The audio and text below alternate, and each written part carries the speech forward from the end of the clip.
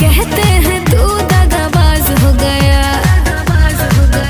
दगाबाज हो गया। सुनो पहले ऐसा नहीं था जैसे आज हो गया, धोखा खा खा के मैं भी धोखेबाज हो गया। पहले ऐसा नहीं था जैसे आज हो गया, धोखा खा खा के मैं भी धोखेबाज हो गया।